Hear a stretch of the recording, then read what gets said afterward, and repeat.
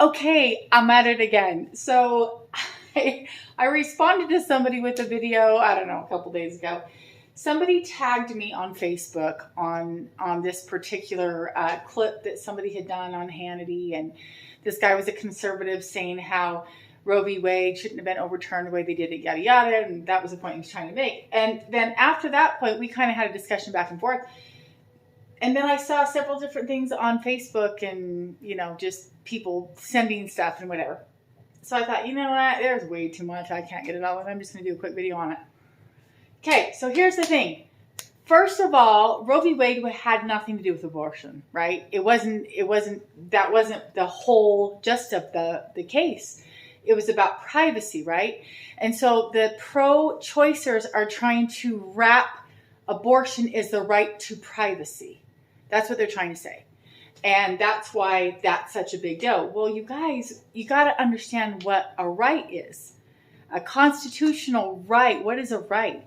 The right, and I'll get into that in a little bit about natural law. Okay, natural law is something that you can physically do, that you have a right to do as long as it doesn't infringe on the rights of others. So abortion is not listed in the Constitution. It basically says the federal government can help to govern any of these things that the states say that they can, because the government doesn't make laws. I think people think that they make laws. They don't make laws. They only are able to govern the procedures of such if the states want them involved. So if the states have a right to govern themselves, the only time they allow the government to be involved, I mean, this is not the way it is, but this is the way it's supposed to be. They allow the government to be involved when they say, okay, this is an issue that involves multiple states, right? So like, for instance, marijuana. In my state, it was like legal to have medical marijuana. If you have a prescription for it, you're able to have it for a while. This is how it was. You're able to have it, you're able to use it, but you're not able to legally get it here. So that's a problem because crossing state lines made this huge issue, right? And so they have to have something federally to govern that, okay? That's how it's supposed to be. There's so many things that we're not doing constitutionally. That the IRS, all those things, they're not constitutional. But that's a story for another day. Driver's license, for instance, is unconstitutional because you have a physical right to drive.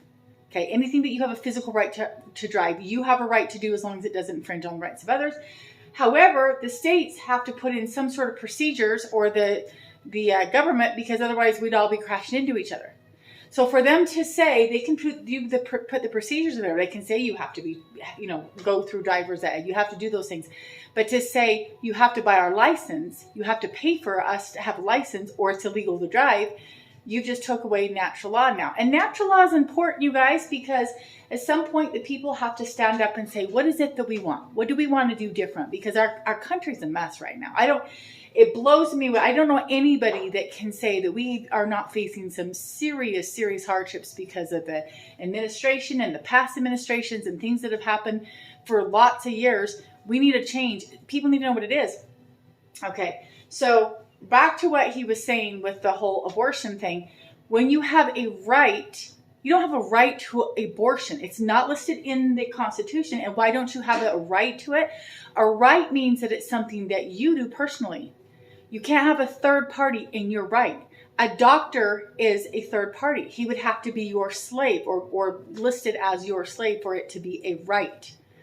Okay, so it's totally separate. You can't, but that's when they're saying you have a right to privacy.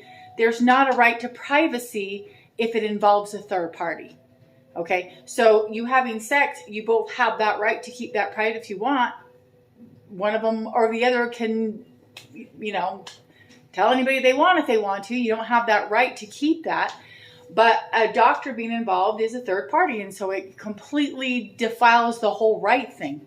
Okay, so that's one of the problems why states and government have issues with that whole thing to begin with, because it's not listed in the Constitution. And it says if it's not listed in the Constitution, they can't govern it. So anyway, so back to what they did. I've heard several times, along with this clip that was sent to me, that they didn't do it correctly because you have to wait for a case to come up and then roll that in and then do whatever they need to do. Well, that's not true. They weren't trying to win or go against a case versus another case. That was the case. Roe v. Wade is the case. They went back to it and said, hey, this is unconstitutional. We need to fix that. So they don't need to attach it to another case past that and use that as an example of or whatever. They're saying, wait, this was done unconstitutional. We're recognizing that as the Supreme Court. This should have never been the way that it was. And we're going back to the states having the power. And honestly, I've heard people say, oh, the government gave the states the power. Or no. They already had the power. They already had that ability. They're just recognizing it. They really haven't changed anything. They're not saying we're doing this or you're doing that. They're just basically saying we follow the Constitution and whatever was done in this particular case was unconstitutional and it's been taken the wrong way. So they're just clarifying. They don't need to have a case with that. So that's one. The other thing that we got into is the whole issue on Christianity and how that falls in. But I'm going to do that on a different video so that, not everybody's going to want to hear that. So as far as the Roe v. Wade, you guys need to understand what that means. And the other thing I will bring up is that he keeps saying, oh, conservatives this and the courts, and they're trying to force a woman to have a baby. And, that this is a forced thing in there. And okay, you guys go back to what's really funny about this is that natural law, actually, our forefathers understood that there should not be any one religion, any one belief, any one political party or side that gets to govern anything. Natural law takes all that out. What we're talking about, legal positivism or maritime law, it actually throws in those rights to define morality and that type of thing. Let me see if I had some notes.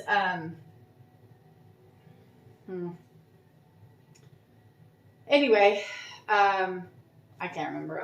I've read too much stuff today. But anyway, natural law actually, separates the church and state. It goes more on a physical ability. So natural law is God is nature and nature is law. That's how our forefathers saw it. And they understood that.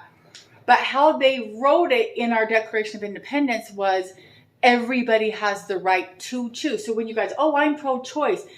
As far as that goes, natural law actually gives people the rights to do what they want to do as long as it doesn't hurt or damage somebody else. And honestly, that's one of the biggest problems with why natural law didn't work for a lot of these pro-choicers, because it does infringe upon the right of the unborn.